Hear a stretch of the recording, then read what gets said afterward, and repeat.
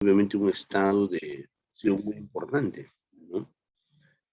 Ahora, a este tema lo hemos denominado la geodinámica interna, ¿sí? Entonces, en el curso que tenemos vamos a ver ya en nuestra tercera semana, ¿no?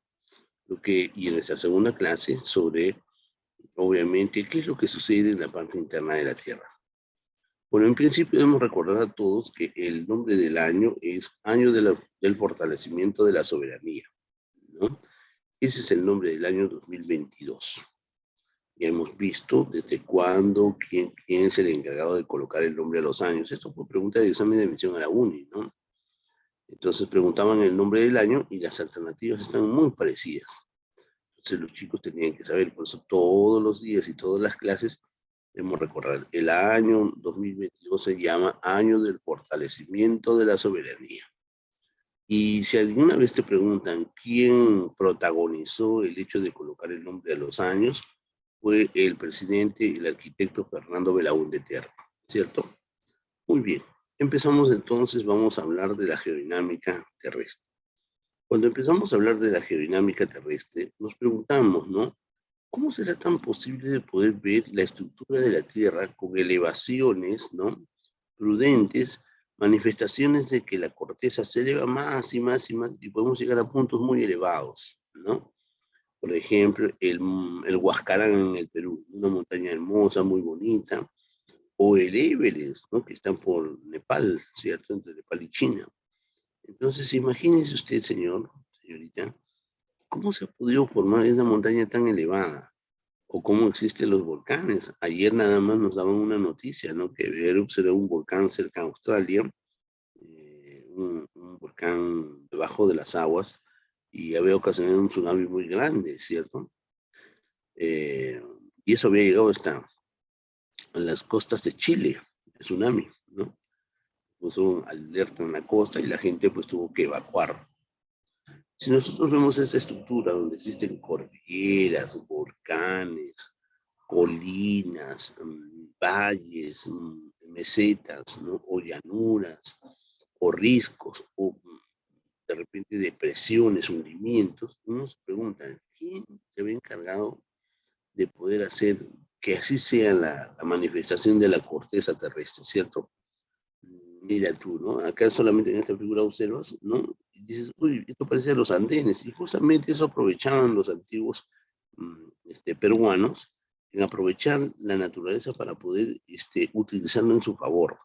Como en la sierra es muy difícil la producción agrícola, entonces aprovecharon justamente las montañas, hicieron los famosos andenes, ¿no?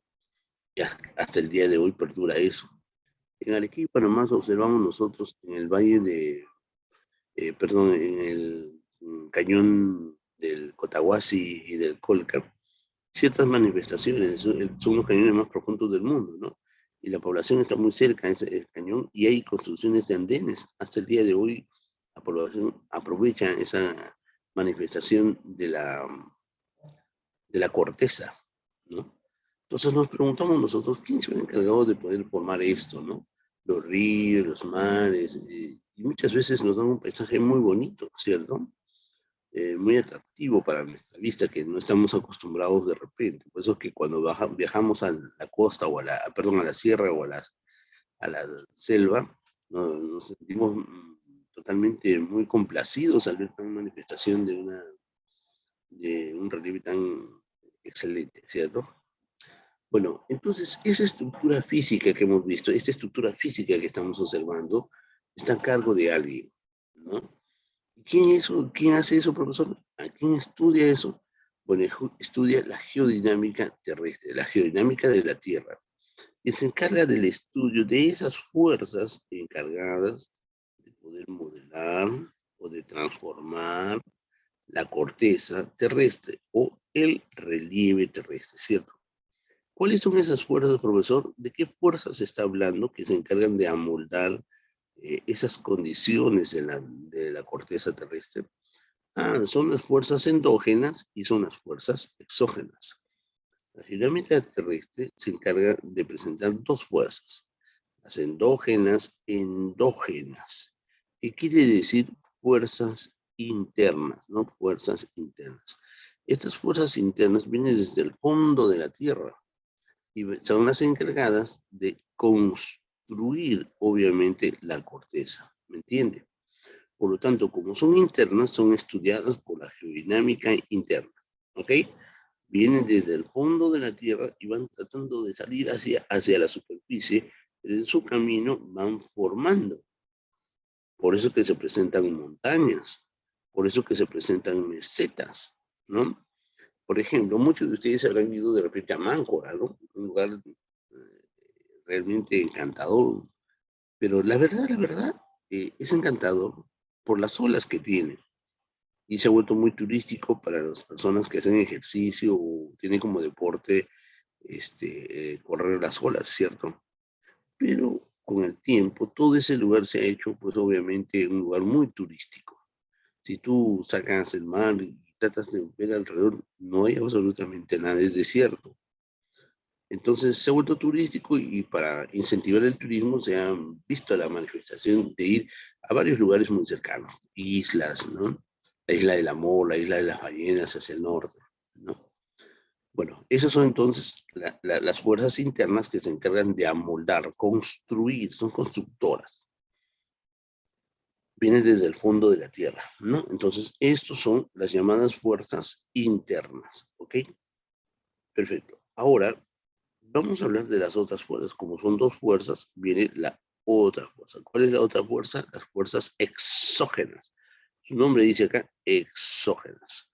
Son fuerzas externas que vienen de afuera del planeta, ¿no? Fuera de la corteza terrestre, fuera de la corteza terrestre. Ellas son las que van a destruir y están encargadas y son estudiadas a la geodinámica externa. Profesor, disculpe, en ese caso, usted me está diciendo que la geodinámica terrestre se divide en geodinámica interna y geodinámica externa. Sí, sí, sí. O sea, estas dos son las encargadas de poder, obviamente, colocar así como está mostrando usted, ¿no? La estructura de la corteza. Sí, por ejemplo, esta es una meseta, producto, obviamente, de la fuerza interna de la Tierra. Ha permitido el levantamiento, ¿no? Así como Máncora, ¿no? Se ha levantado y obviamente existe esto, ¿no?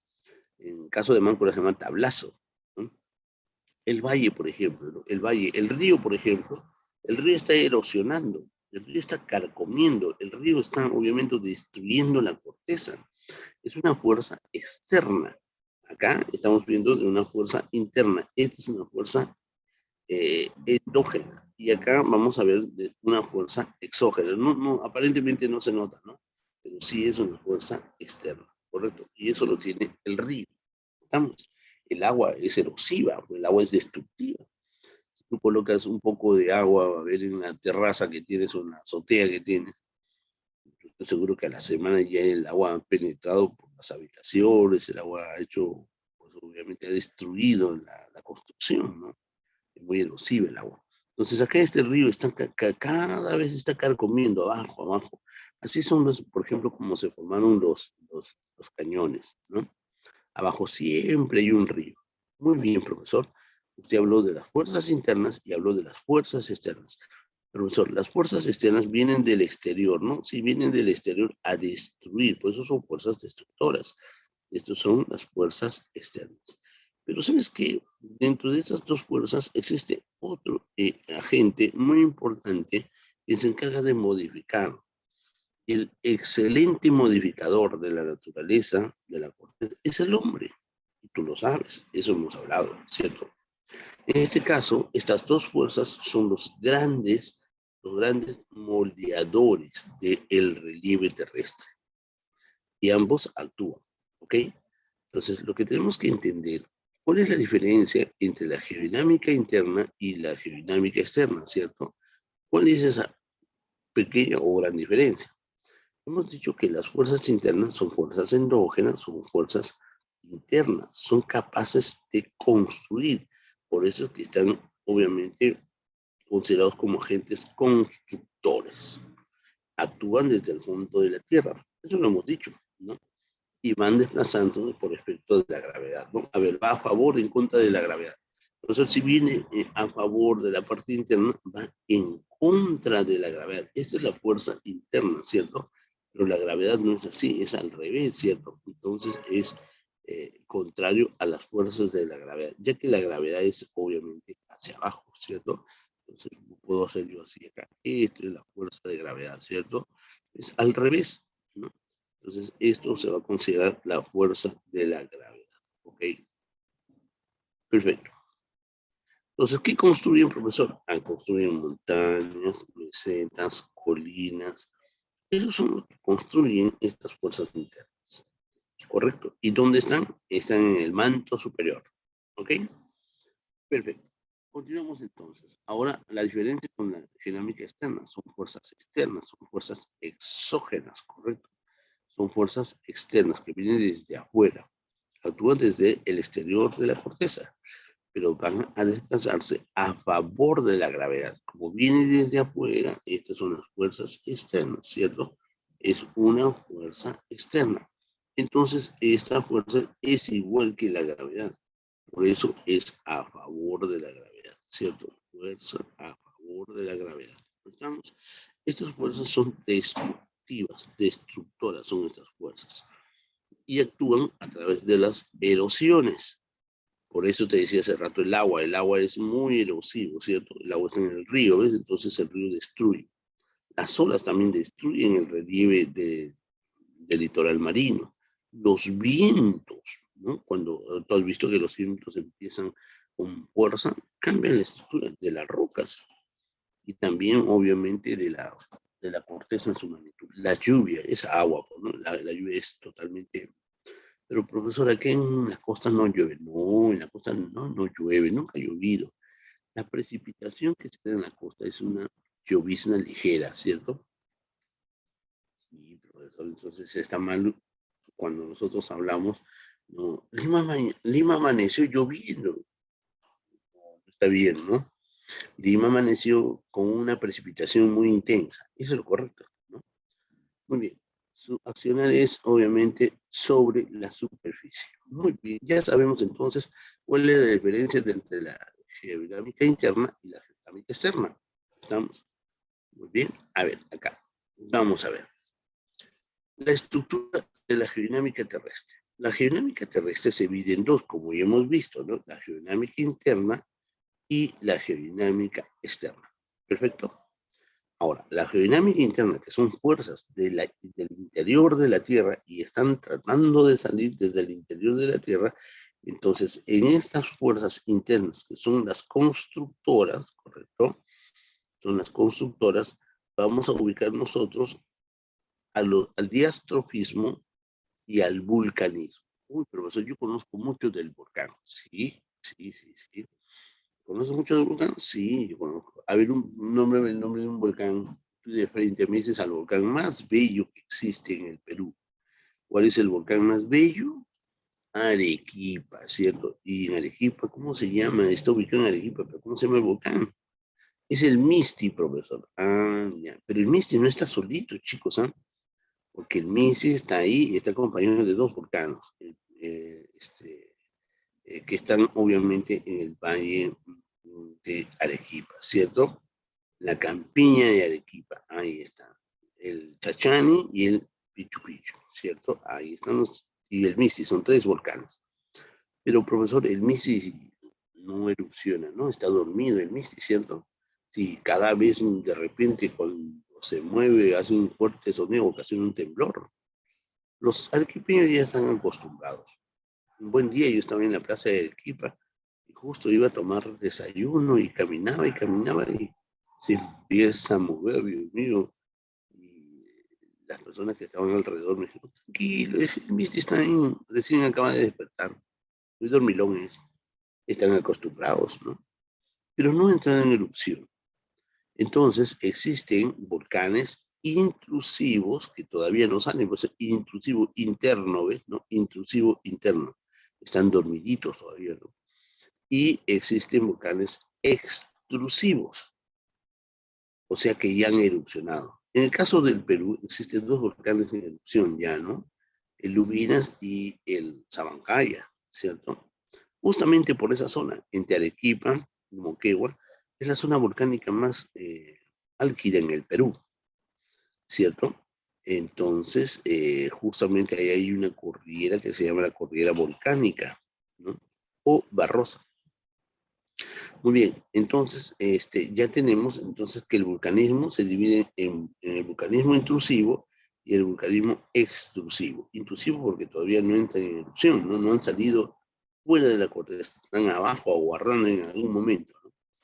Y extrusivos son los que ya han erupcionado.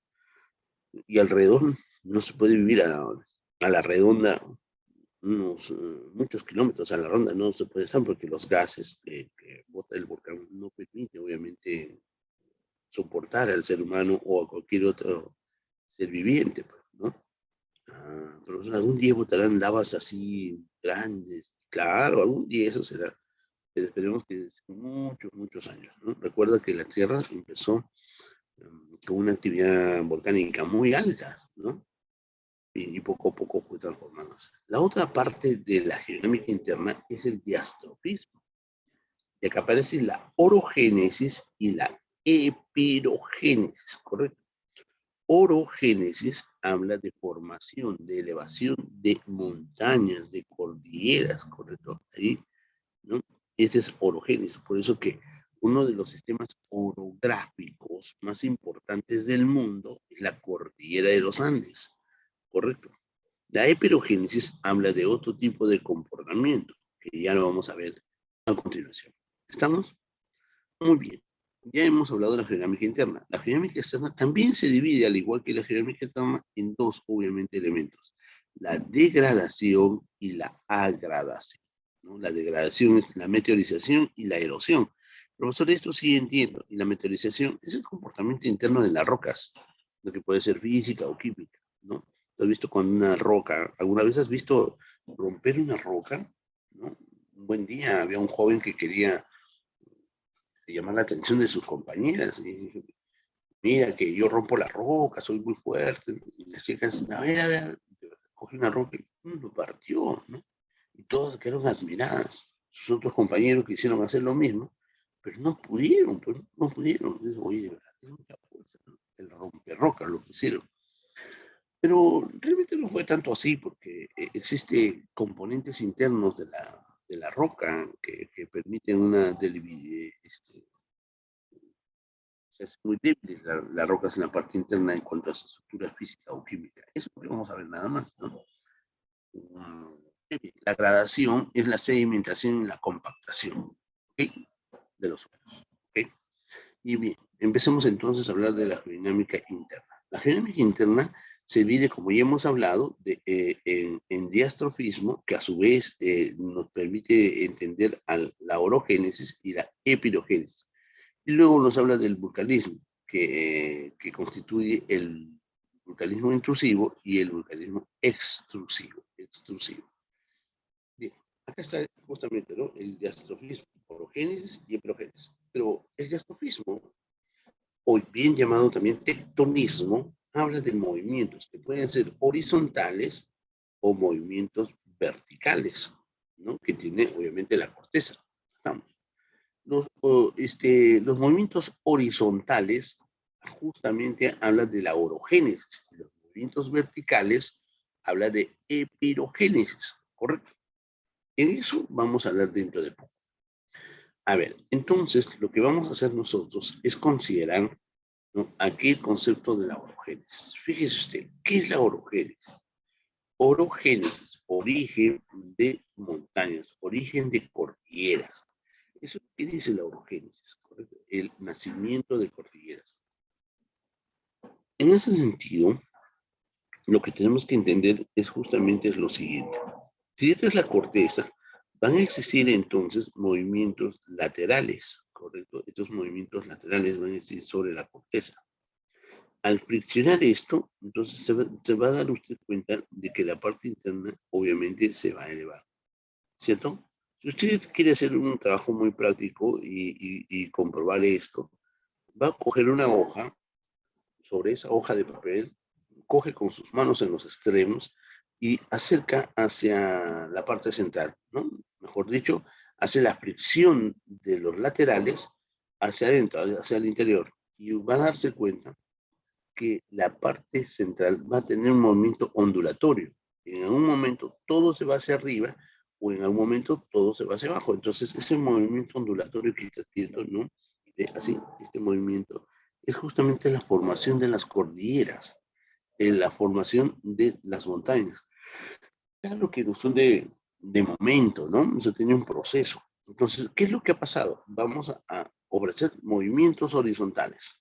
Esos movimientos horizontales van a producir el choque de las placas. Mire, esta es una placa, esta es una placa y esta es otra placa. Esta es una placa A, ¿no? Y esta es una placa B, ¿cierto? Entonces, aquí las placas se van a chocar, ¿no? Existe el movimiento y chocan las placas. Al chocar las placas, existe una parte interna que permite elevar la corteza. Van a dar origen y nacimiento a las cordilleras. Estas cordilleras que estás viendo en la fotografía no pertenecen obviamente a una fotografía en Canadá. Entonces, ha habido para la formación de estas montañas una fricción de una fuerza interna aquí, ¿no? Y acá también, ¿cierto? Entonces, por el paso del tiempo, ha empezado a surgir estas montañas, ¿no? Eso ha sido el origen. Esa es la orogénesis, la formación de las cordilleras y de las montañas. Por eso vuelvo a repetir, cuando nos preguntan, ¿cuál es el sistema orográfico más importante del mundo? Uy, ¿de qué me está hablando? Un sistema orográfico, es el nacimiento de montañas. Ah, entonces me está diciendo cuáles son las montañas o cordilleras más importantes del mundo. Fácil, ¿no? Es la cordillera de los Andes. Y la cordillera de los Andes abarca 7 países, ¿no? Desde Venezuela, Colombia, Ecuador, Perú, eh, Bolivia, Chile y Argentina. ¿Viste? ¿No? Entonces, cuando yo hablo de la orogénesis, voy a hablar de justamente cómo se van a moldar el relieve. ¿Para qué? Para poder generar, para que puedan generarnos, obviamente, ¿no? Las deformaciones terrestres. Ya habla de los plegamientos y de las fallas. ¿Cómo así? A ver, la orogénesis habla de los plegamientos y de las fallas. ¿Qué es un plegamiento? Son fuerzas laterales, como hemos dicho, ¿no? Son fuerzas laterales que van a ocurrir aquí. Así. Entonces, estas fuerzas laterales sobre la corteza implican el crecimiento de las montañas, ¿cierto? ¿No? Ya que hemos visto cómo crecen las montañas, ¿sí? Ya está. Entonces, fíjese usted ahí, ¿no? Estas son fuerzas laterales que van a surgir como pliegues en la corteza. El punto más alto le corresponde, obviamente, el punto más alto de las montañas le corresponde al anticlinal, ¿cierto? Y el punto más bajo, porque esta es la montaña, ya que se forma, obviamente, el valle, ¿cierto? El punto más bajo se llama sinclinal, ¿correcto? Ah, ya entiendo, profesor. Entonces, cuando existen esas fuerzas laterales, va a haber por un lado un elevamiento de la corteza y por el otro lado, obviamente, la depresión. Claro. Entonces, el punto más alto se llama anticlinal y el punto más bajo sinclinal. Ok. Entonces, gracias al plegamiento, ¿correcto? Se han formado los sistemas orográficos muy importantes en el mundo, como por ejemplo la cordillera de los Andes, llamado también cordillera andina, los Alpes, los montes Urales, los montes Cárpatos, el Himalaya, las montañas rocosas, los Apeninos, los Pirineos, etcétera, etcétera. Son cordilleras muy importantes, ¿no? En el mundo. De todas ellas, la más importante es la cordillera andina, o también llamada cordillera de los Andes. ¿Está bien? En cuanto a las fallas, habla de una falla, ya fallaste. Falla ya. Quiere decir que es una brusca ruptura de la corteza terrestre, ¿no? Si esta es la corteza, correcto, si esta es la corteza, entonces se quebró acá la corteza. Y justamente ocasiona, obviamente, este tipo de manifestaciones, ¿no? Entonces se quebró. Estamos, hay obviamente un dequiebre. Eso obedece a entender a las fuerzas horizontales que van a permitir, obviamente, el concepto de los puntos más celebrados de la corteza, cuando obviamente se quiebra, ¿no? Se quiebra y ocasiona esto, ¿no? ¿Cierto? Ahí está. ¿Ves? Si se quiebra, hay un punto alto y un punto bajo. El punto más alto se llama Hall y el punto más deprimente o más abajo se llama Gravin, ¿cierto? Hall y Gravin. Entonces, el Hall permite conocer las mesetas y el Gravin los valles. ¿Estamos? El punto más alto es para las mesetas, tal como hemos visto en en la fotografía. ¿Te acuerdas tú de esta fotografía? A ver, ¿dónde está? Aquí, ¿no? Acá está la meseta, ¿ves? Y acá abajo está el valle, ¿ves? Este es el valle. Entonces, este es el horse y este es el gravén, el punto más alto, punto más bajo de los vallamientos. De la elevación es anticlinal y sinclinal, ¿cierto?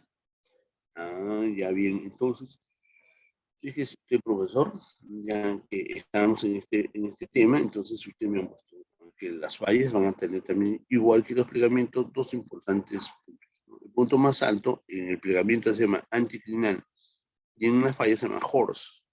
El punto más bajo en el plegamiento se llama sinclinal y en las fallas se llama grave. ¿Ok? A ver, aquí está un ejemplo más práctico para poder entender eso. Los plegamientos, gracias a las fuerzas laterales, acá también son fuerzas laterales, ¿cierto? Estas fuerzas laterales que son horizontales, ¿no? Van a tener obviamente lo siguiente. Si hay un plegamiento, ¿ves? La corteza se eleva y se baja, se eleva y se baja, ¿cierto? Y forman las cordilleras. ¿Estamos? Esta es una cordillera. Pero luego de una cordillera viene obviamente un valle. El punto más alto se llama anticlinal. El punto más bajo se llama sinclinal. ¿Estamos? Perfecto.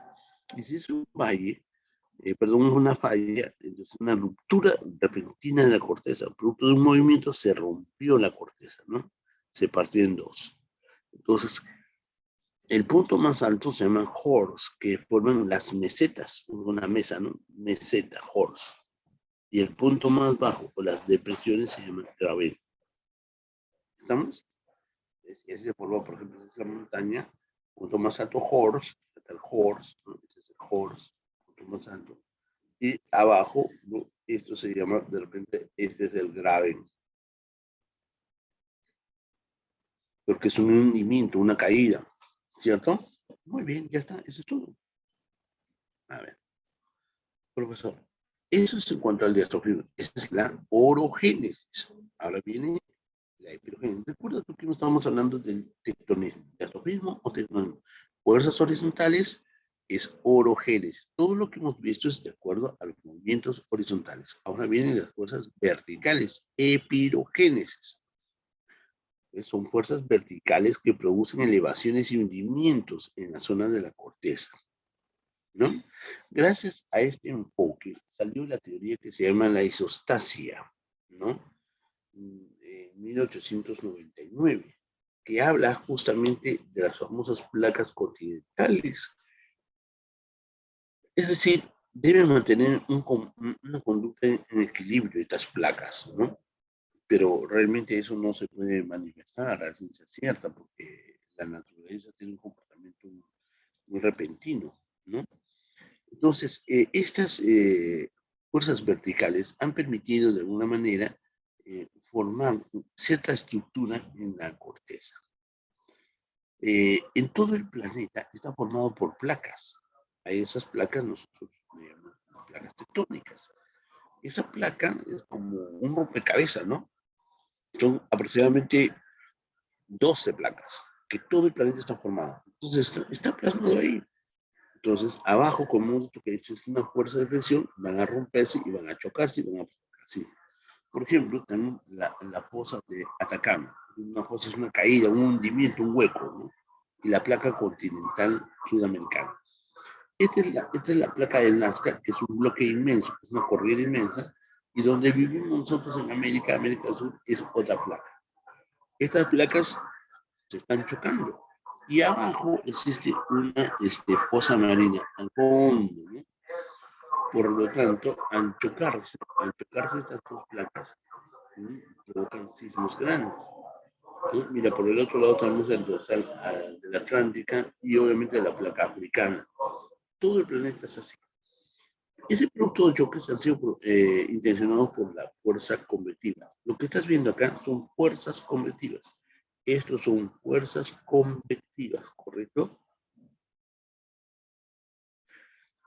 Estas fuerzas convectivas son las que provocan el choque de las placas. Chocan las placas, profesor, pero acá, ¿no? Bueno, sí, claro, son 50.000 veces al año. Muchas de ellas ni sentimos nosotros.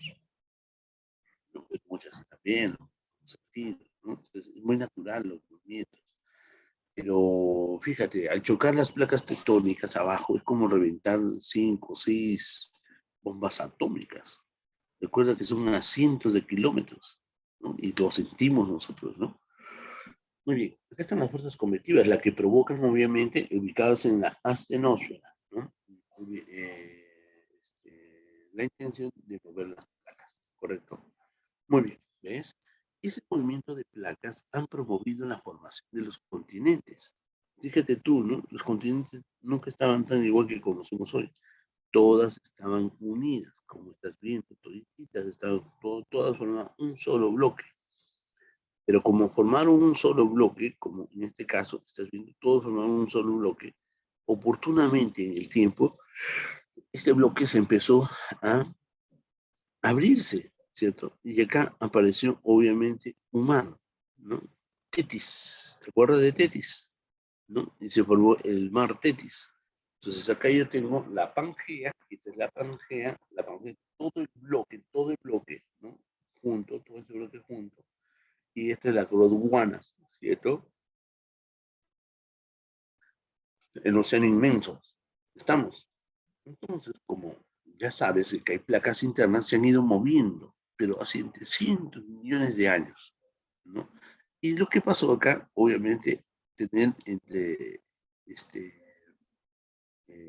un espacio, un mar ahí que se llama el mar de Tetis, ¿cierto? Oportunamente fue abriéndose más y entendemos, por ejemplo, que existe una teoría, ¿no? De que América estaba pegada muy a África, ¿no? Y absolutamente fue separándose, hasta ver cómo justamente ha quedado el continente actualmente, ¿no? Y ha habido estudios que dicen que acá han encontrado restos muy similares a los que existen en África, ¿no? Y animales y restos, utensilios de los hombres que han compartido o han tenido una similitud tanto en América del Sur como en África, ¿no? Y se han separado. Profesor, ¿esto podrá volver a juntarse otra vez? Claro que sí, se van a juntar y van a volver a ser una Pangea, ¿no? Claro que eso pasará dentro de cientos y cientos de millones de años, ¿no? Mira, a lo largo entonces de la historia de la Tierra ha habido ciertos cambios muy violentos, algunos muy lentos, que han favorecido a este proceso netamente de conformación de los continentes que conocemos actualmente, ¿no? Entonces, lo que debemos entender nosotros es de que todo está en movimiento, nada está quieto. Entonces, aparece una teoría, la teoría de la deriva continental y también de las placas tectónicas, ¿cierto? La teoría de la deriva continental está planteada por Albert Wegener, ¿cierto? Habla hace, mira, más de 300 millones de años y la Tierra era una sola que se conocía como Pangea. ¿Estamos? Sí, hablamos de eso hace ratitos, ¿no? Un solo bloque era la Tierra, ¿no? Pero este proceso fue fragmentándose oportunamente, ¿no? Entonces se fue fragmentando, o sea, se fue separando, poco a poco se rompía, había fricciones, ¿no? Y se partió, mira, hablamos de la similitud entre el continente africano y el continente sudafricano.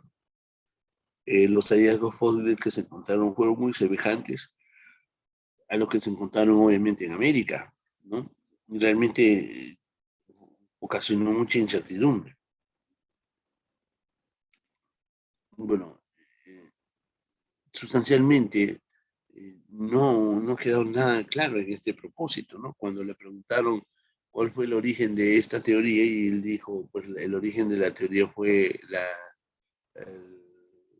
la luna, ¿no? Y todos dijeron, ¿qué tiene que ver la luna en esto?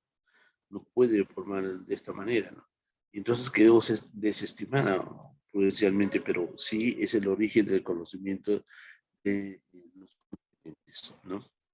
Bueno, aparece la tectónica de placas, y ahí aparecen obviamente los estudios de Arthur Holmes, Harry Hinks, Walter Pittman, ¿no? Tuzo Wilson, en 1961.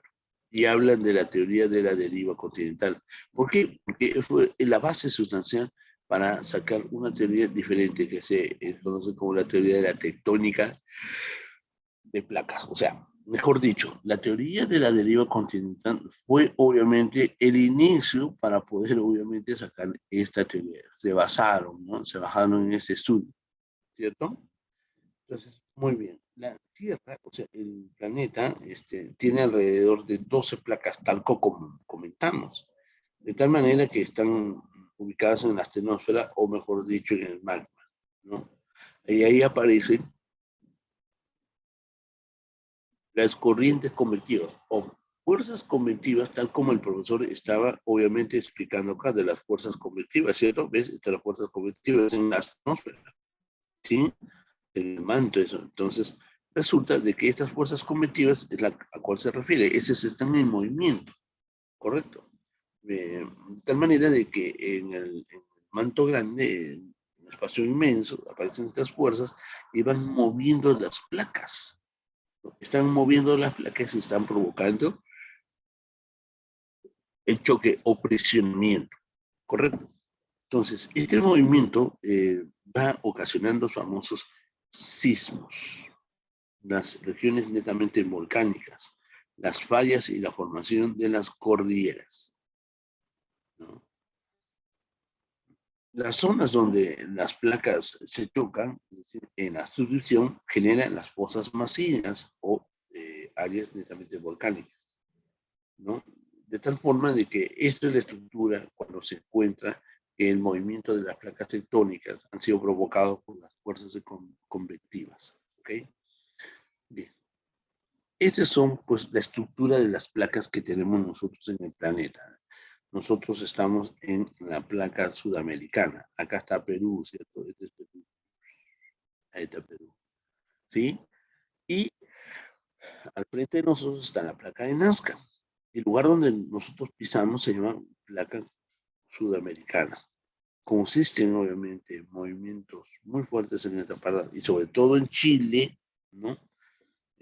¿Por qué, profesor? Bueno, lo que pasa es de que tanto Chile como Perú están en una zona volcánica muy alta en el planeta, pero nosotros tenemos la cordillera de los Andes que viene desde Venezuela, ¿no? Entra a Perú y eso por lo menos disminuye la intención de, de, de fuertes movimientos, ¿no? Entonces, la cordillera nos amarra a nuestro territorio en dos nudos, el nudo de Pascua y el nudo de Vilcanota. Está muy cerca de la corteza. En cambio, en Chile, no, en Chile se despeja y se va hacia el otro extremo y termina en la Patagonia, en Argentina, ¿cierto? Muy bien, muy bien, muy bien. Ahí tengo la placa de Nazca, la placa sudamericana. ¿Ves? Tengo también las placas de los cocos, ¿no? Estas placas pueden ser placas marítimas, como la placa de Nazca, placas sudamericanas, o pueden ser marítimas o continentales y marítimas, o sea, son placas mixtas. Hay placas netamente continentales, por ejemplo, la placa de cocos es marítima, ¿no? La placa del Caribe es marítima. La placa norteamericana es obviamente una placa mixta, ¿no? ¿Por qué? Porque tenemos mar y tierra mixta, ¿no? La placa africana, fíjate tú, ¿no? También los bloques, ¿cierto? Muy bien. La placa euroasiática, la placa australiana, son 12 placas que nosotros vamos a poder entender. Cada una tiene pues, cierta intención de movimientos, no todas pues ocasionan, ¿no?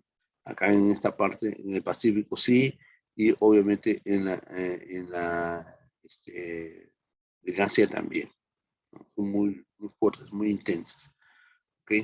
Entonces, fíjate tú, ¿no? Cuando las placas se chocan, pueden ocasionar choques divergentes, es decir, fuerzas laterales que se alejan al chocarse, ¿no? Mira, acá se chocaron las placas y ocasiona eso, ¿no? O sea, cada uno hace lados extremos, pero van formando, obviamente, acá una fosa, ¿no? Acá la placa de Nazca y la placa continental chocan y existe una fuerza interna hacia la corteza, eso se llama convergente, ¿cierto? Y acá los movimientos de fricción son las placas transformativas, ¿okay? O sea, hay tres tipos de bordes. Los bordes son los que más van a ser afectados. Las constructivas son aquellas que coinciden con los bordes, ¿no? Coinciden como América y África, ¿cierto? Destructivas son las que obviamente van a destruir la parte de la litosfera, ¿no? Y ocasionando fosas muy intensas. Y las pasivas son las que no van a destruir, son placas que se desplazan lateralmente. Estas son las pasivas, ¿cierto? Transformativas o pasivas. Estas son destructivas y estas son constructivas. ¿Está bien? Entonces son la placa divergente, la placa convergente y la placa transformativa. ¿Estamos? Perfecto. Ahora, vamos a hablar del vulcanismo. Eh, el vulcanismo, también llamado como magnetismo, ¿no? El magnetismo. Hemos dicho que existen dos tipos de vulcanismo. Intrusivo, porque está abajo en la zona interna y no sale todavía, ¿ves? Puede de repente erupcionar y todavía no sale. Está metido acá el elemento magmático, ¿ves? Acá está el magma y no sale hacia afuera, ¿no? Entonces, es muy importante conocer, mira, acá está el ducto ya listo para salir, pero no erupciona pues, todavía, ¿no? Está ahí dormido, esperando, ¿sí? Ok. El esto ya hizo su expulsión, mira, ya botó ya, ¿no? Entonces, puede originar como por ejemplo el Ubinas, bota fumarolas, ¿no? Constantes. O puede haber un lago también, ¿no? Como en Estados Unidos, ¿no? El volcán del lago, ¿no? Agua, el volcán todavía no ha evolucionado porque el magma está abajo y está buscando la forma de cómo salir. Y acá el agua caliente, ¿cierto? Y aparecen incluso ríos calientes, ¿no? Acá tenemos nosotros en el Perú ríos de agua caliente. Y es una sorpresa, maravilla turística también, ¿no? Pero por ahí cerca hay la erupción, la posible erupción de un volcán, ¿no? Bien, es a arrasar, ¿no? Fíjate, estos son a lava que botan, ¿no? Acá nadie puede vivir alrededor por kilómetros, ¿no? Este es totalmente destructivo, ¿no? Muy bien. ¿Y cuáles son las partes del volcán, profesor? Abajo, en el manto, abajo, ahí está como un río inmenso de magma. Todo esto es del magma, ¿no? Está ahí el elemento, el magma en la parte interna. Entonces, esta cámara de magma va a querer salir por cualquier lugar. Mira, estás viendo por dónde está saliendo. Va a querer salir por eso, hace un ramal acá, por donde se está saliendo. Sale por aquí, se va por acá. Busca cómo salir inmediatamente. ¿Ok? Entonces aparece esto y este es un conducto, es una chimenea, ¿no? Directo hacia el cráter. Este es el cráter por donde va a expulsar. ¿Qué va a expulsar? El contaminante, pues, ¿no? O sea, el gas, ceniza volcánica, eso está botando, ¿sí? Y luego, pues, de repente, si es tan fuerte, va a empezar a erupcionar por el gas, va a empezar a botar lo que se conoce como lava, ¿cierto? Puede haber gritas, ¿no? Gritas, ¿no? Y se busca salir, esas son las famosas fumarolas, ¿no? Que trata de salir volcán por acá y sale por acá, y acá hay, ¿no? Por acá también puede formar pequeños lagos, ¿no? Busca la forma de salir por varias partes del relieve. Muy bien, muy bien, digamos. Bien, el vulcanismo puede existir de tres tipos de acuerdo a la actividad. El vulcanismo activo, el vulcanismo intermitente o el vulcanismo inactivo. Fíjate los vulcanismos activos, ¿no? Por ejemplo, son aquellos volcanes que tienen obviamente una constante manifestación, como el Mauna Loa, el Etna o el Sabancaya y Ubinas en el Perú, que ya están en erupción, ¿no? Este es el Sabancaya, por ejemplo, en erupción, está botando gases. intermitentes. Los volcanes intermitentes son aquellos que están dormidos, como el volcán más bonito del Perú, que es el Misti. ¿Este es el Misti, profesor? Sí. Hermoso Misti al pie de la ciudad. ¿Cierto? Este es el volcán más bonito que existe. Pero te dije que está acompañado de dos más, ¿no? El Chachani y el Pichu Pichu. Son los tres volcanes de Arequipa. Dentro a las 5 de la mañana, más o menos, entre 4 y media, cuando se va a un mirador que se conoce como el Yanahuaraj, ¿no? Desde ahí se observan los tres volcanes. Y nadie te molesta, porque más tarde ya vienen los turistas, viene todo y ya incomoda el momento, ¿no? Se puede apreciar el volcán. Además de toda Arequipa se mira el Misti. ¿Okay? Y los inactivos están los apagados, son volcanes apagados, ¿no? Todavía están esperando que acá a un tiempo determinado, pues, tal como el Kibo Kilimanjaro en Tanzania, que está en África, ¿no? Y el Coropuna, que está en Perú. Está durmiendo el Coropuna. ¿Está bien? Perfecto. Ahora, de acuerdo a eso, vamos a tener una clasificación de volcanes. Están los volcanes hawaianos, están los bolianos, iranianos y belianos. Los hawaianos son los que presentan una erupción lenta con poco magma, ¿no? Pero sí muy intenso, ¿cierto? Los bolianos obviamente son de menos lava, no son violentos, son lentos también, como por ejemplo Stromboli. Los vulcanianos tienen el magma vistoso, erupciones, violentas erupciones de materiales piroclásticos, y ejemplo, el de Vesubio. Y los pelianos son aquellos que tienen viscosidad, ¿no? Erosiva, nubes ardientes, están botando ahí. Muy bien, estos son algunos de los ejemplos. Y esos son los que provocan los movimientos sísmicos, ¿no? Los movimientos sísmicos, tú sabes, de que son movimientos totalmente alterados, ¿no? Y son movimientos bruscos, la corteza. Esta es la corteza y al fondo está, esto se llama el foco o hipocentro, ¿cierto? Ahí hubo el choque de las placas, ¿correcto? Aquí, a cientos de kilómetros, chocan las placas y acá se llama, arriba se llama epicentro. Y lo que el epicentro empieza a enviar son las ondas sonoras, ¿no? Entonces, perdón, las ondas sísmicas. Y lo que sucede acá es de que pretendiendo el alcance, obviamente, si hay la magnitud que se va a medir a un movimiento sísmico, vamos a ver hasta dónde alcanza y el grado, obviamente, de destrozo que haya tenido. Hasta un movimiento sísmico, todo esto, daño, energía expulsada, todo eso, es la fuerza, obviamente, del volcán, ¿no? O la fuerza sísmica, producto del choque de placas, ¿cierto? Muy bien, entonces, a ver, para los movimientos telúricos hay escalas. La primera escala de Mercalli, mide la intensidad, obviamente, de la actividad sísmica, ¿no? Se llama actividad sísmica o también se llama seísmo o actividad sísmica, ¿no? Sismo. Entonces, esta intensidad es el daño que ocasiona desde el epicentro. Puede ser de grado 1 a grado 2. Grado 1, los instrumentos y equipos lo detectan.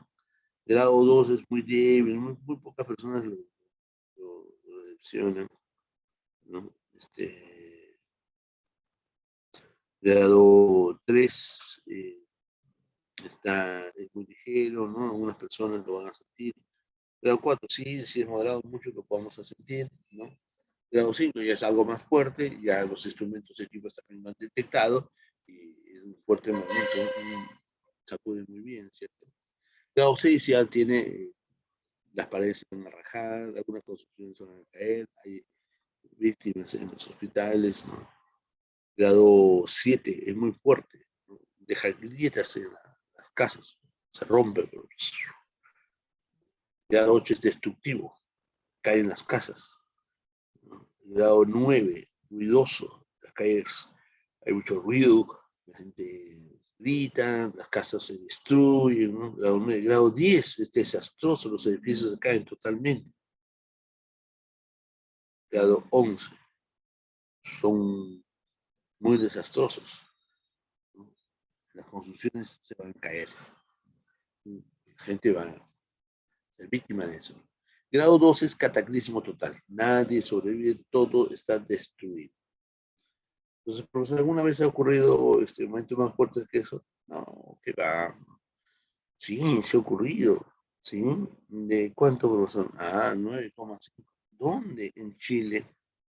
9,5 está muy fuerte, ¿no? Es el movimiento más intenso que ha tenido la historia humana. A ver, otra escala de Richter. Esta es la magnitud, mira la magnitud. ¿Qué es la magnitud? La magnitud es el grado de violencia del sismo, ¿no? Entonces,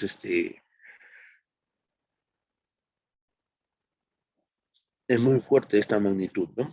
Entonces, acá se mide de 3,5 a este, 9, 10, ¿no? Bueno, 3,5 a menudo no hace daño, son movimientos muy ligeros, ¿no? De 5,5 hay daños en las construcciones, ¿no? De grado 6 a 7 casi, las construcciones se pueden caer, algunas poblaciones pueden estar muy afectadas. Grado 7 a 8 casi son un terremoto de mayor causa o gravedad, ¿no? Grado 8 es un gran terremoto destructivo o cataclismo, ¿no? Hay una gran diferencia entre temblor y terremoto. El temblor son movimientos bruscos de la Tierra y el terremoto también, pero nosotros decimos cuando es más fuerte se convierte en terremoto, ¿no? Existe solamente movimiento sísmico, todos son iguales, pero va a depender de la fuerza de la violencia, ¿no? Y generalmente nosotros llamamos temblor, ¿no? Fuerte remesón, ahí sí es terremoto, ¿cierto? Bueno, hay otra escala de magnitud de momento que es un poco basada en cómo medir la medición de la energía del sismo, ¿no? Bueno, este ha sido muy estudiado, y sobre todo por la Universidad Nacional de Ingeniería, que ha permitido tener esta forma de enfoque para poder medir mejor los movimientos sísmicos, ¿cierto? Muy bien, muy bien. Mira, aparece el tsunami. Cuando hay un movimiento telúrico o un movimiento que puede ser en la corteza, ¿no? O puede ser en el mar. El mar es maremoto, ¿no? Entonces, va a ocasionar la retirada de las aguas. O sea, las aguas se alejan, pero no se alejan por las puras, porque va a haber un momento donde van a retornar con mucha fuerza. Ese retorno de agua se conoce como tsunami, ¿correcto? ¿Y qué es el tsunami? Bueno, en Japón lo llaman ola de puerto, ¿no? Entonces se retiran las olas y el tsunami es un elevamiento de aguas que puede ser de 20 centímetros, 30 centímetros, incluso más, 1 metro, hasta 30 metros de altura, por ejemplo, ¿no? Algunos se estiman a 50 metros, pero cada vez que la fuerza del agua pueda volver a ingresar en la corteza, se va a destruir. Y eso es lo que pasó. Mira, ¿no? En 1960, el 22 de mayo de 1960, daban como las 3 de la tarde, ¿no? Y ocurrió un movimiento telúrico muy fuerte el movimiento telúrico, ¿no? Primero, les quiero comentar que empezó una fuerte lluvia en este lugar, en Valdivia, ¿no? Y ocurrió el terremoto, ¿no? Muy fuerte. Entonces, todas las casas destruidas totalmente, la gente apenas se podía este, poner en pie. De tal manera de que luego de un momento dieron alerta de tsunami, como ayer, pues, ¿no? Viste en la televisión cómo alertaban a los chilenos y empezaron a alertar. Y efectivamente, ¿no? Vino el agua y destruyó todas las casas, ¿no? Y Y muy cerca ahí tenía una represa ellos, ¿no? Entonces, estaba a punto de desquebrajarse. Si eso ocurría, pues todo quedaba inundado. Entonces, en ese momento, el presidente de Chile dice, hay que evacuar, todos evacuaron. Y así mujeres, niños empezaron a evacuar, pero los que no fueron los varones, en su gran mayoría, porque este, tenían que apoyar a buscar un dique de la represa para poder hacer que el agua fluya por ahí, ¿no? Entonces, los varones y niños que se quedaron ahí utilizaron hasta sus manos para hacer estas grietas. Tú puedes hoy en día ver en YouTube, por ejemplo, sobre el terremoto de Valdivia y te vas a dar cuenta, ¿no? Hay varias manifestaciones, como los niños van utilizando sus manos, recipientes para coger parte del, o hacer el dique para que el agua pueda salir, ¿no? Y así fue. Ese es el terremoto más catastrófico, 9,5, que 7, 9. Es muy fuerte, ¿no? Y eso que no llega ni al 10, ¿no? Como será el 11, ¿no? Bueno, pero eso ocurrió en 1960. En 1970, ¿no? Ocurrió en Arequipa, ¿no? También es uno de los movimientos históricos muy fuertes, muy intensos, ¿no?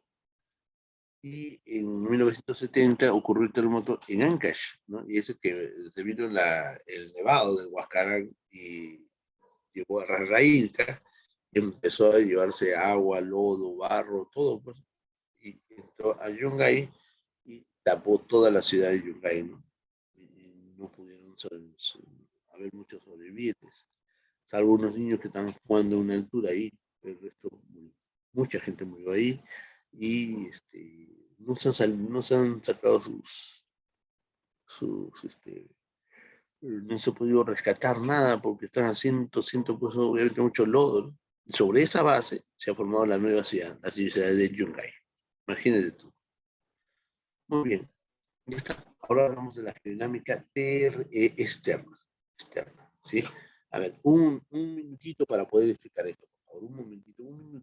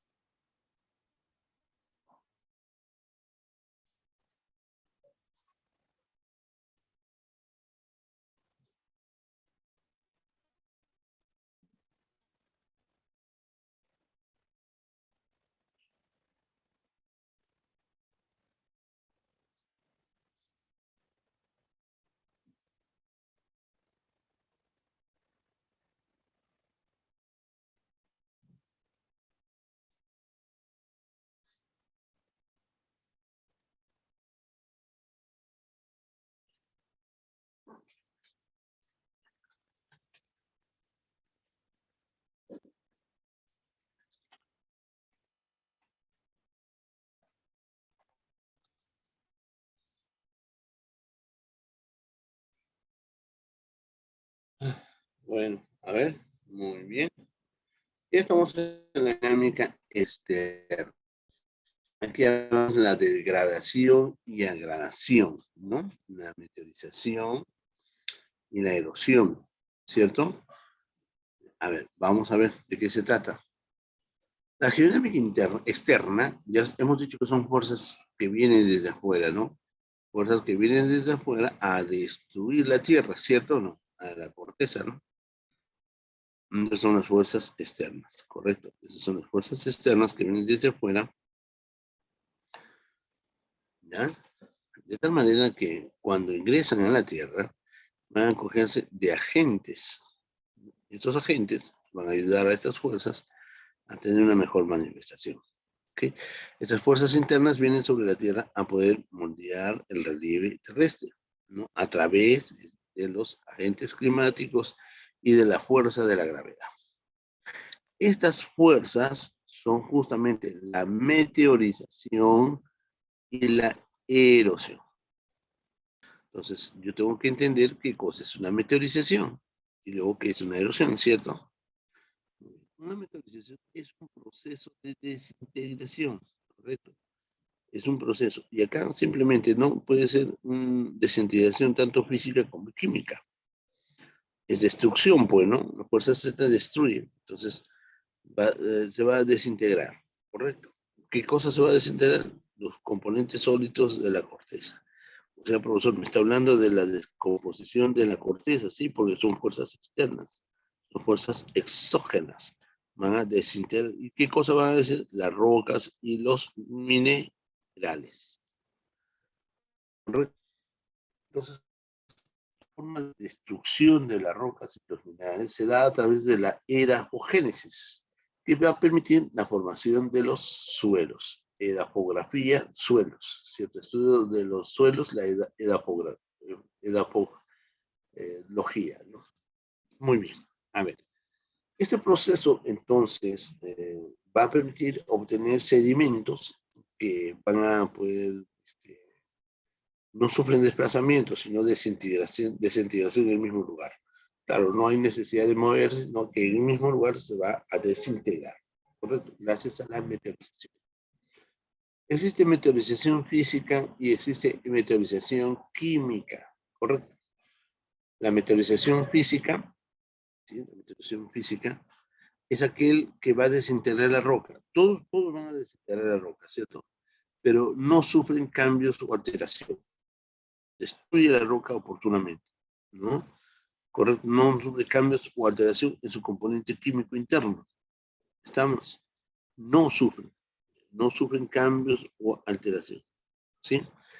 Ahora, puede haber un resultado, ¿no? De acuerdo a esta conducción. Por ejemplo, la meteorización es el resultado de los siguientes agentes. La temperatura va a permitir, obviamente, ¿no? Como agente, la termoclastismo. Las heladas, ¿no? También el crioclastismo. Los sales minerales, aloclastismo. Las raíces y las plantas, bioclastismo. ¿A qué se refiere esto? A los cambios que se van a dar, ¿no? Por ejemplo, estás observando acá en la figura, ¿no? ¿Qué es lo que tenemos? Las raíces, ¿no? Las raíces de las plantas. Cuando tienes una planta, pasa por las diferentes capas de los suelos, ¿no? Y sigue avanzando. Realmente lo que está haciendo, está destruyendo la roca, ¿no? La raíz está destruyendo la roca, ¿no? Ingresa, fíjate tú, la fragmentación, ingresa en la roca, poco a poco lo va destruyendo la roca. Un largo proceso, ¿no? Eso es lo que hace la meteorización física. Desintegra las rocas, no sufriendo ningún cambio ni alteración. ¿Está bien? Perfecto.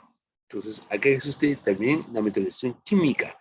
La meteorización química sí sufren cambios o alteraciones en su composición química interna. La primera, la meteorización física, no sufren cambios químicamente. Y acá sí sufren cambios químicamente. Estamos hablando de la química interna. ¿Y qué hace que sufran cambios? Entonces, la presencia de estos agentes, ¿no? El agua, la oxidación y la carbonatación, el carbón, ¿cierto? Mira el agua cuando viene de un río, ¿no? Y hace grietas en la roca, ¿no? Hace hundimientos, hace ciertas formas de manifestación en el relieve. Mira, cuando vamos por la costa del río, por ejemplo, las laderas del río, caminamos y vamos a encontrar esto. Esto es el suelo del río que por muchos años ha pasado, ¿no? Y ha dejado estas grietas. Se retira el agua o cambia de curso, entonces deja estas grietas, ¿no? Fruto de que el agua ha hecho erosión aquí, ¿cierto? En la roca. Ha cambiado, ¿sí? Ha destruido. Bien. Ya sabemos entonces la meteorización química y la meteorización física. Son elementos que vienen a actuar de la parte externa a transformar, obviamente, la corteza, sobre todo a destruir, ¿cierto? Muy bien. Si hablamos de erosión, vamos entonces a ver nosotros la erosión fluvial, la erosión glacial, la erosión marina, la erosión kárstica y la erosión eólica. Estos son agentes que van a permitir el cambio del relieve. son agentes erosivos que están destruyendo porque viene la erosión. Date cuenta de que es una fuerza externa de la Tierra, ¿cierto? Es una fuerza externa. Vienen a destruir lo que se conoce como, obviamente, corteza, ¿no? Destruye. Por ejemplo, si hablo de la erosión fluvial, ¿qué será la erosión fluvial, no? Mira, acá hemos puesto, a ver, erosión fluvial habla de los ríos, ¿correcto? Habla de los ríos. El río fluye, pues se llama fluvial. Estos son los ríos. ¿Okay? Ríos. Muy bien. Uy, no puedo escribir, Dios mío. Ya está. Erosión glacial, los glaciares. Los glaciares, ¿cierto? Las montañas, los nevados, erosión glacial, ¿no? El glaciar está ahí, destruye poco a poco el agua, puede destruir y algunos forman lagos, van formando lagos. ¿Ves? Erosión marina, ya has visto tú, ¿no? Tú has ido por la costa de repente, ¿no? Conoces ahí la bajada Balta, por ahí has visto todo lo que ocasiona el agua, las bahías, el golfo, todo eso hace la erosión marina. Erosión kárstica. La erosión kárstica habla de los ríos internos, es decir, de ríos que están en cuevas y cavernas, ¿no? Y la erosión eólica habla de los vientos, ¿no? De los vientos. Estos son los vientos.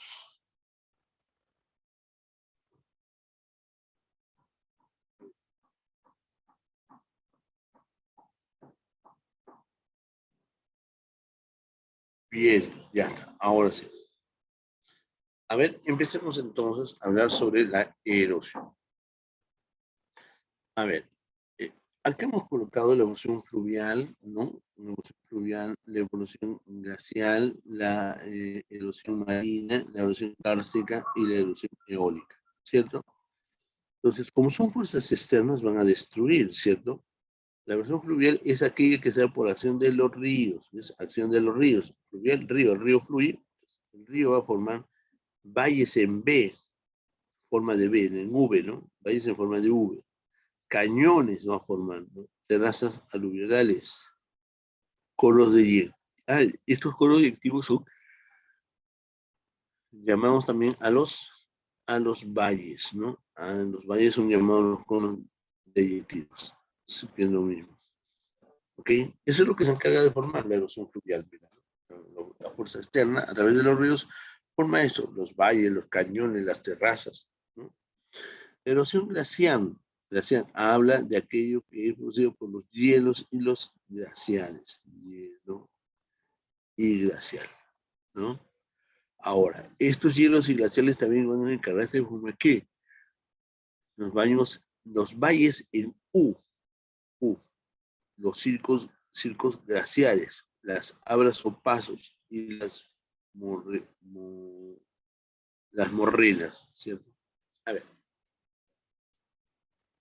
circos glaciales quiere decir un conjunto de montañas que está alrededor de un lugar y que van a formar una estructura interna, ¿no? De protección. Alrededor de ese espacio hay muchas montañas, ¿no? Pues se llaman circos glaciales. Valles en forma de U, entonces el valle se va a formar en la forma de una U, ¿no? Muy bien. La erosión marina es la que produce las bahías, las penínsulas, los acantilados y los farallones. ¿Ves? Pero eso es lo que forma la erosión del agua, pues del mar viene hacia la corteza y forma bahías, penínsulas, acantilados, farallones, ¿no? Faroles. Eso es lo que forma la erosión marina. La erosión kárstica, ya te dije eso, que son aguas subterráneas, ¿no? Las cuevas, cavernas, ¿no? Está, mira, produce cuevas, sumideros, estalactitas,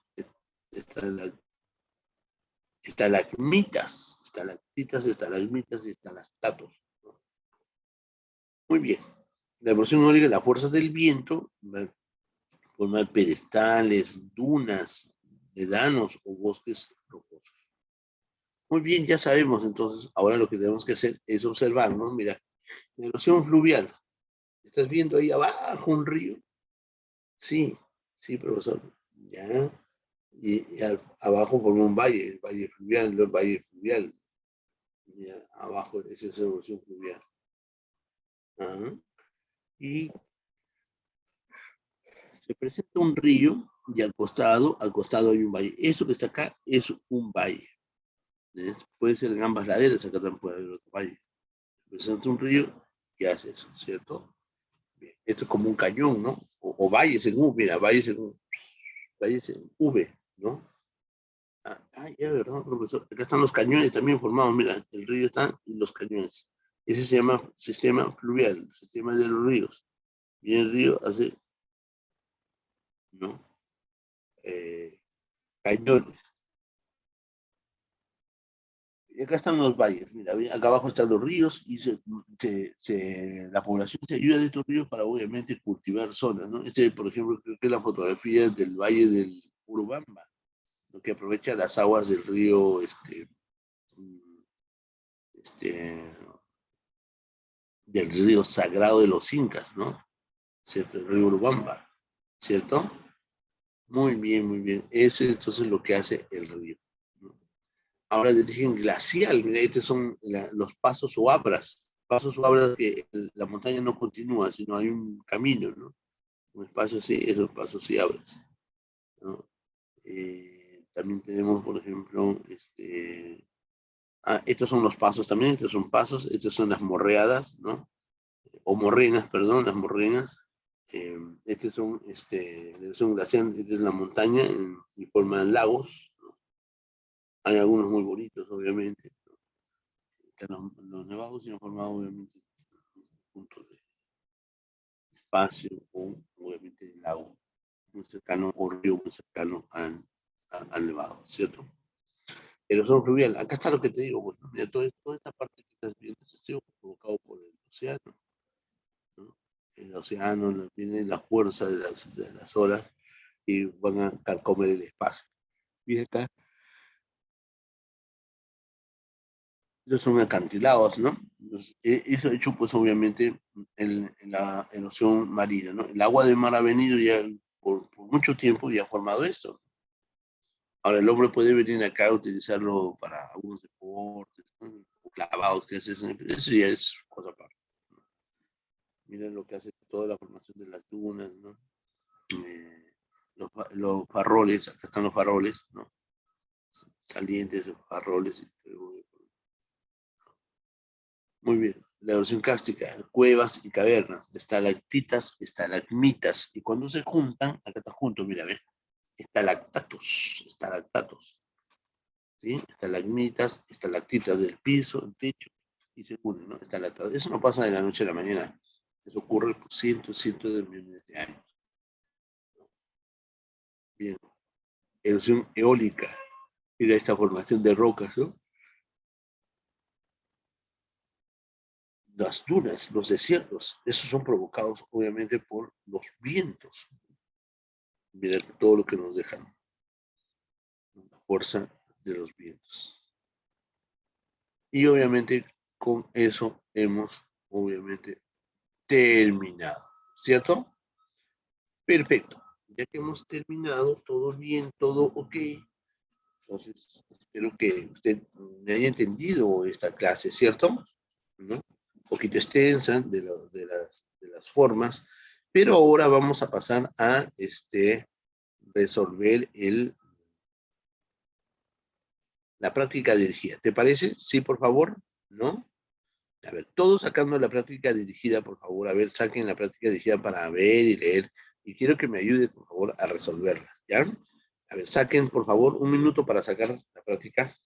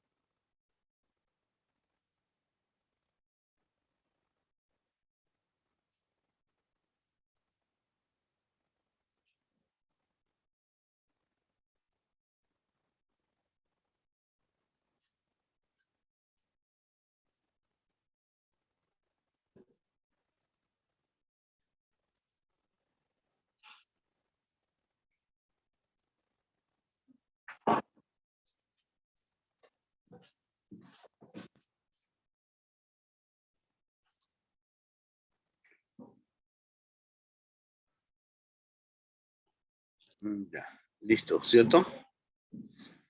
A ver. La Alpamaya es la montaña más bonita que existe, ¿cierto? Muy bien, chicos. Bueno, quiero reiterar mis saludos a cada uno de los chicos que están presentes en la clase, ¿no? Y ahora sí vamos. ¿Ya tenemos listo? A ver, ¿dónde está? A ver, a ver, a ver. Creo que está acá. Ujú. Ahí, ¿no? A ver, ahí, perfecto. Empezamos entonces. A ver, a ver. Despacio, bonito. ¿Está bien? Tú me mandas tu respuesta, ¿ya? Por el chat me mandas tu respuesta para ver. Sí, o no. A ver, dice así. Número uno. Establece la relación correcta entre los tipos de límites de las placas tectónicas, ¿cierto? Y las consecuencias que se generan. Muy bien, esto hemos hecho, ¿no? Por ejemplo, dice uno, ¿cómo lo relaciona? El Valle del Riz, ¿no? Las fracturas de perfectos laterales y origen del plegamiento de fallas. Ya. A ver, ¿cuál sería entonces? Eh, me preguntan, ¿cuál es la correcta? A ver, el Valle del Rift se formó de manera, ¿cómo podemos? El Valle del Rift, que acá tengo que poner, ¿no? Valle del Rift es 1, 2 o 3, algo así, ¿no? Ya, ya. ¿Qué tipo de formación tuvo entonces el Valle del Rift? Ujú. Tuvo la formación cuando, ya tengo una respuesta. A ver, a ver, a ver, a ver, vamos a ver. ¿Qué nos dice? Bueno, bueno, muy bien, muy bien, muy bien. Eh, acá dice, entonces, la formación del RIS es un valle netamente divergente. ¿Por qué? Porque permite formar, obviamente, en la parte interna, ¿cierto? Es como, perdón, es como un hundimiento del valle del RIS. Perfecto. Fracturas y desplazamientos laterales. ¿Por qué se formó las fracturas? ¿No? Lateralmente, o sea, una fuerza lateral. Y hubo fracturas. Esto es transformante porque se ha ido transformando en el tiempo. Los plegamientos y fallas son obviamente convergentes. Por tanto, la respuesta es la C. Recuerda que esto vimos en la presentación de las PPT, ¿cierto? Ya. A ver, muy bien, excelente su respuesta.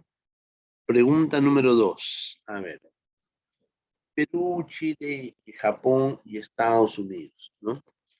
Bueno, Perú, Chile, Japón, Estados Unidos son países donde los terremotos son frecuentes. Sí, hablamos de muchos terremotos, ¿no? Esto es debido a que están ubicados en las zonas de mayor incidencia volcánica y casi el 80% de los sismos a nivel mundial. ¿Cuál es conocida como? A ver, por acá nos dan su respuesta. ¿Cuál será, no? La zona sísmica mundial. A ver. Ángelo, ¿no? Alarcón nos da su respuesta, ¿no? Entonces, Cristel también. A ver, ¿sabe qué? Le cuento una cosa. Esta es una zona donde existe mayor concentración de actividad sísmica. Está concentrada entre todos los países que están bordeando el Océano Pacífico. Muy bien, Kevin, ¿no? Omar, también excelente su respuesta. Aquí existe como más o menos alrededor de 496 volcanes, de los cuales 196 están activos, alta zona volcánica sísmica, y eso pertenece al cinturón del fuego, ¿cierto? Ahí, excelente. Muy bien, varios han podido responder. Excelente, por eso, pues, y todavía más abajo del cinturón de Perú y Chile está la zona sísmica más fuerte e intensa del mundo, chicos, ¿no? Ya recuerdas en Valdivia, como vimos, en Valdivia 9,5. La humanidad no ha vuelto a poder tener tiene otros sismos de mayor intensidad hasta el momento, ¿no? Profesor, y si llega a 12, Es cataclismo total. No creo que alguien pueda sobrevivir, pues. Todo es fuerte. Mira, la última vez que tuvimos, nada más, ¿no?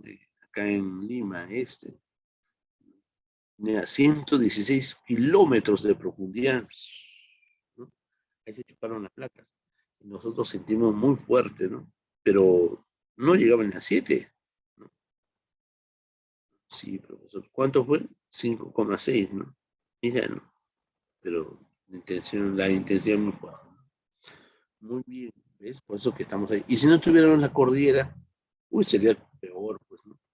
En Chile el promedio de los movimientos telúricos son de grado 8, normal. 7, 7,5, 7,6, 8, normal ahí en Chile. Por eso en Chile todas las casas, todos los puentes, todas las construcciones son antisísmicos. Aquí en el Perú no son antisísmicos. Si llegaría un terremoto de grado 7, 8, uy, muchísimas casas se caerían, ¿no? Eh, las autoridades no han puesto fuerza, ¿no?, de poder controlar, obviamente, la construcción. Nosotros mismos, ¿no? Construimos una casa, un cuarto más, un piso más, ¿no? Eso no puede ser. Cuando no tiene resistencia de la base, no puedo colocar los pisos que uno quiere, ¿no? Tiene que ver permiso, autorización, un sistema de seguridad, de ingeniería, ¿no? Es, por eso que en Chile todas las construcciones son anti. Eh, Incluso cuando hacen los simulacros de sismo, tuve la oportunidad de estar en Santiago, una institución, y hubo simulacro. Todos salieron en orden, yo veía que varias personas tenían su función, y nos dijeron que nos colocáramos en un círculo que estaban ahí, un círculo imaginario, todos nos abrazábamos, las mujeres en el centro, los varones rodeados, cabeza abajo y todos abrazados, ¿no? Y así ocurrió, pero todos hacían eso. Pero en nuestro país no tomamos ese interés, ¿no? Ya vamos a hacer simulacro, todos jugando. En el colegio me acuerdo que todos salimos a la calle, ¿no? Todos salimos a la calle. Un niño se va a comprar, el otro niño está ahí viendo cositas, ¿no? No hay seriedad, pues.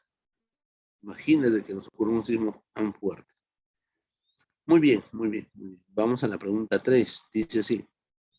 La pregunta 3 dice, el aumento en la longitud y en el diámetro de las raíces de la roca, ¿te acuerdas? Esa es meteorización, ¿no, chicos? ¿No? La raíz aumenta, aumenta, aumenta, y ¿qué pasa con la roca, cierto?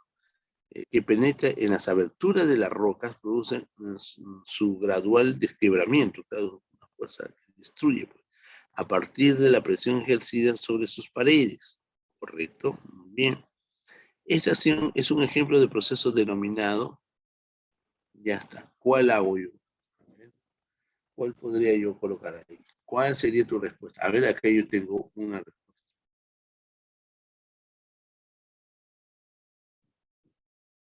Sí, en México está, pues, obviamente en la placa del Caribe. Toda esta parte de México está en la placa del Caribe. También tiene fuertes movimientos sísmicos, pero no tan fuerte como tiene Perú y Chile, ¿no? El otro está para el mar del Océano Atlántico, pero no que pueda tener, obviamente, como Perú y Chile, muy intenso, pero no. Bueno, a ver, chicos, vamos a ver la pregunta número 3. El aumento de la longitud y el diámetro de las raíces de los árboles que penetran en las aberturas de las rocas producen gradualmente un desquebrajamiento a partir de la presión ejercida sobre sus paredes. Esta acción es de un ejemplo denominado, eso es obviamente, a ver, meteorización, claro, ¿no? ¿Cuál? A ver, claro que es meteorización, pero ¿qué tipo de meteorización? Lo que pasa es que ha habido ahí, chicos, ¿saben qué? Un intemperismo físico. Ha ingresado una fuerza y, como dice acá, ¿no?, las raíces, ¿ves? Ingresan, penetran las raíces, ¿no? Y desquebrajan las paredes. Entonces, eso técnicamente se llama intemperismo físico. Muy fuerte, porque es la meteorización física que está ocurriendo ahí. Una meteorización física que está ocurriendo y destruye la meteorización química no lo es, ¿cierto? Muy bien. Pregunta número 4. A ver, dice, coloque usted verdadero o falso según corresponda, ¿cierto? A ver, vamos a empezar. Dice, En relación a la geodinámica externa, analice las siguientes proporciones y escriba verdadero o falso según corresponde. A ver, eso es la pregunta número 4. Y a ver, ¿cuál sería? Las variaciones térmicas favorecen la meteorización física de la roca, ¿verdad o falsedad? A ver, ¿cuál es? Las variaciones térmicas, la temperatura, ¿no? ¿Favorece la meteorización física de la roca? Sí, verdad, ¿cierto? Verdad. Claro, muy bien, Cristela. A ver, la bahía es saliente de la tierra. Una bahía es saliente que es útil para la pesca artesanal. Una bahía es útil para la pesca artesanal, no es útil para la pesca artesanal. No se puede pescar porque hay mucha roca y obviamente el agua viene y no se puede pescar. O sea, tiene que ir mucho más allá, ¿no? Hay choque del agua, hay choque de la roca, no se puede. Esa es una falsa, entonces. Bien, 3 dice, el bosque de piedras de Guayay es un ejemplo de erosión eólica por agradación. Claro que sí, ¿no? La 2 es falsa, la primera es verdadera. Esta es falsa, ¿no? Nos preguntan la 3. No es por agradación, no es por agradación, es degradación, es eólica, pues, ¿no? Eólica, entonces no es agradación, no es una meteorización, es una formación eólica, el bosque de las rocas. Ese es el bosque de las rocas que está acá cerca en Pasco, entonces tú vas a ver, ¿no? Rocas que parecen unas tortugas, rocas que parecen una llama, ¿no? O tantas figuras que le podemos dar, ¿cierto? Bien. Entonces esa es falsa también. 4. Uno de los factores que favorece la desintegración de la roca es la presencia del dióxido de carbono, uno de los que favorece la desintegración. Claro, claro que sí, ¿no? El dióxido de carbono es la que siempre ha estado presente y esa es la que... Es más, te quiero decir, cuando se formó la Tierra, hubo actividad volcánica, ¿cierto? Mucha actividad volcánica hubo, ¿no? Entonces, esos elementos químicos que estaban ahí en la atmósfera empezaron a condensarse y empezó la precipitación. Vino la lluvia, se formó los océanos.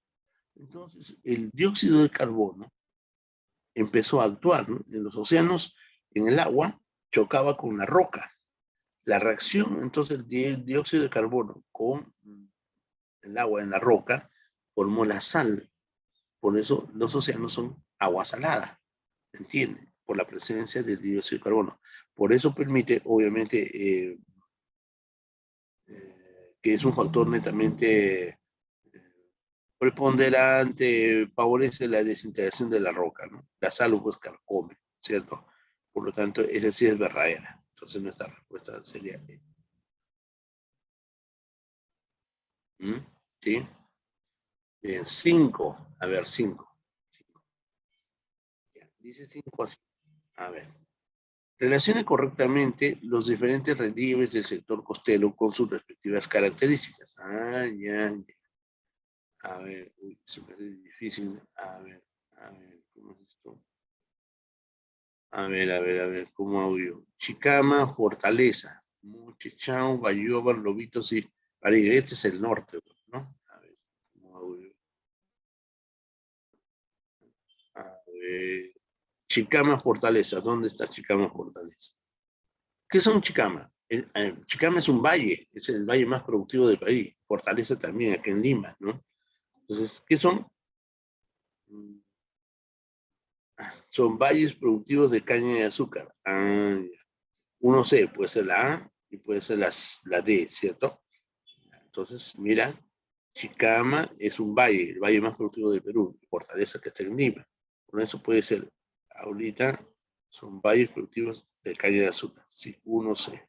1C, ¿ya? 2. 2, 2, 2, 2, 2, 2. Moche y Chao. Ya, Moche son Moche y Chao. Moche y Chao. Actualmente el riego de sus tierras es por parte del proyecto de irrigación Chay Moche. Ya. Sí, esto es cierto. Moche Chao. Entonces sería 2A. 2A. Igual puede ser A o puede ser la D. 3. 3, a ver. Bayobar, ¿qué es Bayobar? Bayobar, esto ya lo hablamos, una zona hundida por depósito. Claro, Bayobar sí. Bayobar es el hundimiento más importante que hay en el Perú, que está en el desierto de Sechura. Correcto. Entonces tengo. Ajá, bueno, sí, espérate. 2, 3, 3B, ¿no? O sea, sería así, esto. Hasta, ahora sí. 4, dice, Lobitos y Pariñas, en el norte, ¿no? Lobitos es una meseta, un tablazo realmente, Lobitos negritos, es un tablazo. Es una geoforma de origen heterogénico, claro, formó por fuerzas laterales, se formó el levantamiento, eso es cierto. Entonces tendríamos esto, ¿no? Esta es la respuesta, 5 de, un poquito, habría que analizar esa pregunta, pero sí está bien, ese es 5. Muy bien, 6, a ver. 6, ¿cómo es la pregunta 6? Más o menos así, a ver, dice así. Los Andes los Andes es como se denomina a una vasta región montañosa, fuertemente cortada por profundos cañones fluviales y completamente por valles interandinos, extensas mesetas y altas montañas.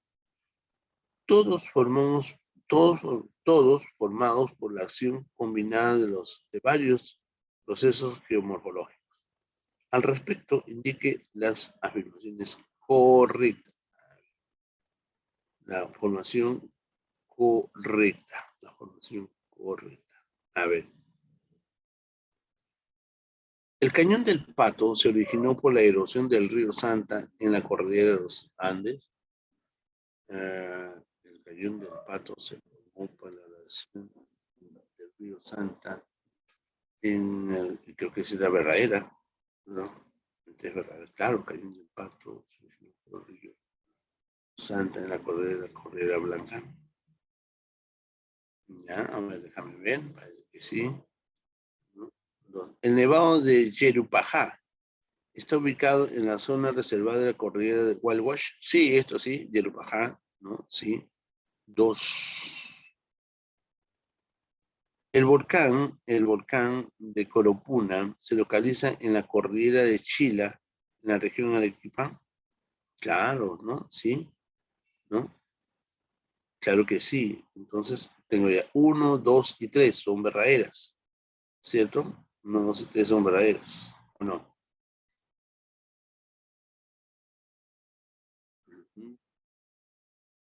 Las mesetas de Junín y Collao albergan los mayores cuerpos de agua dulce de los Andes.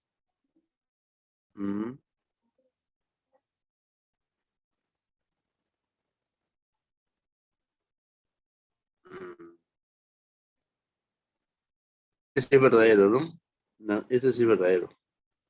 Las mesetas de Junín y Collao albergan los mayores cuerpos de agua dulce de los Andes. Eso sí, verdadero. El volcán de Coropuna se localiza en la cordillera de Chile, en la región de Arequipa. Verdadero también. Todos verdaderos. El Nevado de Yerupajá está ubicado en la zona reservada de la cordillera de Walwash. Sí, verdadero. Hasta aquí todo es verdadero. Ahora acá. Dice así. El cañón del Pato se originó en la erosión del río Santa.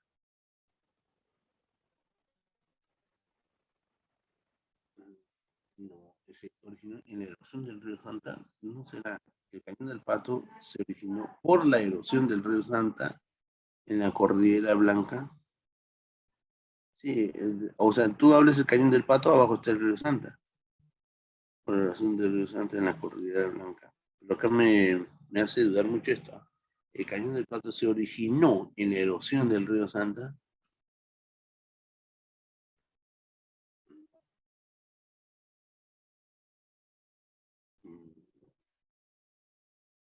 Si es así como digo, entonces la respuesta será C,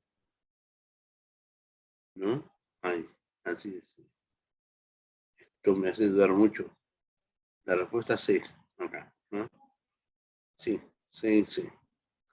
Muy bien, muy bien. Sí, sí. A ver, 7. Dice así. A ver, ¿dónde vamos? ¿Dónde vamos?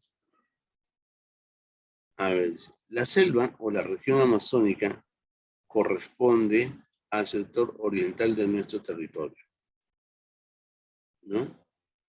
Caracterizado por su densa vegetación. La selva o región amazónica corresponde al sector oriental de nuestro territorio, caracterizado por su densa vegetación, claro, propia de latitudes bajas. Muy bien. Comprende la gran llanura oriental, situada al este de la cordillera de los Andes, y también la faja adyacente a las vertientes orientales de la cadena andina. Al respecto, indique cuál de las afirmaciones correctas relacionadas a los relieves de esta región. Bueno, me está hablando acá básicamente de la selva, ¿cierto? De la selva. Y en la selva me dice qué cosas digo yo, obviamente, ¿no? ¿Cuál es el que dice? Al respecto, indique las afirmaciones correctas. A ver, o sea, ¿cuáles de estas son correctas? Sus ríos en la selva, me habla. Sus ríos en el curso superior forman valles estrechos y favorecen el transporte fluvial. Sus ríos en la parte no podían formar valles estrechos. No, no, no, no, ahí no, porque los valles abajo se forman, no arriba, ¿no? En el curso superior está hablando de la selva alta, no forman valles ahí. A ver, 2. La ceja de selva es presentada como una zona de transición entre la selva y los Andes. No, es la selva alta, ¿no? La ceja de selva, es al contrario, pues, ¿no? Abajo está eso, como transición entre la zona selva y los Andes. No. Los valles longitudinales, este es longitudinal, o sea, de arriba abajo, de Jaén y Posuso, se ubican en la región San Martín. No, Posuso está en Pasco, este es falso. Si 3 es falso, no puede ser la A, no puede ser la C. Entonces, Chanchamayo y Quillabamba son importantes variantes de desarrollo de la actividad agropecuaria. Esto sí es cierto, ¿no? Espérate, Chanchamayo y Quillabamba. Este es Cusco, este es Chanchamayo. Son importantes barriales donde se desarrolla una actividad agropecuaria. Ah, no, acá no. Entonces, esta no. Entonces, a ver, Chanchamayo, Quillabamba, no, esta es falsa. La 4 es falsa. Los valles longitudinales de Jaén y Pozú se ubican en la región San Martín. No, ya dije que entonces, estos dos son falsas. Ya está. A ver, ¿qué más? Los ríos, eso también es falsa. La 2, solamente me queda la 2. A ver, ¿qué dice la 2? La ceja de selva es presentada como la zona de transición entre la selva alta, no me dice selva alta, ¿no? La ceja de selva es presentada como la zona de transición entre la selva. Sí, sí, sí, esta es la correcta. Muy bien. Entonces la respuesta es solo 2. Ahí va. Perfecto. Claro, ingresamos de los Andes para entrar obviamente a la zona de la selva, transición. Selva baja, selva alta. Excelente. Esa es la respuesta. Solo 2. 8. 8. A ver. En las regiones comprendidas por debajo de los 400 metros sobre el nivel del mar, en el flanco oriental peruano, en la selva, ¿ve? Y a orillas del gran caudal, en las riberas de los meandros, allá, en la selva, estamos hablando, en las riberas de los meandros, se forman una zona de depósitos de sedimentarios que afloran en épocas de variante de los ríos, y que a su vez se convierten en áreas aptas para la siembra de cultivo y productos. A este depósito de sedimentación se le conoce como, este es un río, viene acá, este es conocido como los barrizales. Ajá. Los pilos no, aguajales no, altos no, son los barrizales. También son como valles, pero son barrizales donde se hace, hay producción, ¿no? Pero mientras dura ese meandro, porque desaparece algunas veces y ya no se utiliza. 9. A ver, 9. Hace unos días, un canal de televisión informó muy temprano sobre un sismo de magnitud 7,6 que se había registrado en la ciudad de Peruana. Por lo tanto, un estudiante de la Academia APU, al escuchar tal noticia, recordó el tema de los sismos y sobre la implementación de una red nacional de alerta temprana, cuya responsabilidad de emitir tales alertas son. ¿Quién se encarga de darle esto? Aparecen en los celulares también, chicos, ¿no te acuerdas? ¿No? Claro, el Instituto Nacional de Defensa Civil, ¿cierto? Creo que no dice Instituto Nacional de Defensa Civil. IGP, Instituto Nacional de Defensa Civil. El Ministerio del Interior, no. Instituto Nacional de Alta Temperatura, Instituto Nacional Secretaría de Naciones, no. Instituto Nacional de Defensa Civil. Instituto Geográfico, ¿no? A ver, ella es la que nos da, ¿sí?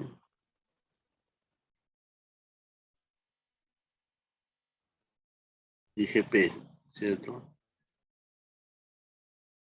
No, este Instituto Geográfico del Perú.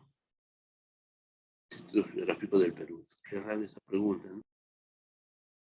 A ver, 10. Hay más. Ah, ya, 10. 10, 10, 10. Establezca la relación correcta entre las instituciones y funciones que corresponden respecto a la gestión de riesgos. Ah, mira. Ah, ya. ¿Quién hace eso? A ver.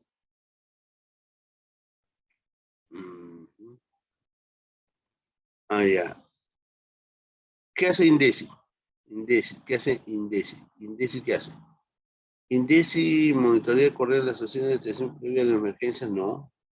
Reglamenta y gestiona técnicamente las estimación de problemas, no. Organiza la población en su óptima respuesta a desastres, sí. INDECI sí. Entonces es 1C. No sé, cualquiera de los dos. A ver. COEN. La ocupación. Monitoría, coordina y dirige las acciones de atención de emergencias ocurrentes. Ah, sí, este sí. 2A. 2A. Eso, hasta aquí sale. Y 3, CENEPREN. ¿Qué hace CENEPREN? CENEPREN es el que da reglamentos y gestiona asistencia técnica, entidades, estimación, prevención, reducción de riesgos. Bueno, este sería, ¿no? ¿Cierto? Así sería. Muy bien. Creo que esa es toda la respuesta. ¿Les parece? ¿Sí? ¿No? La 8 y la 9, ¿no? La 8 y la 9.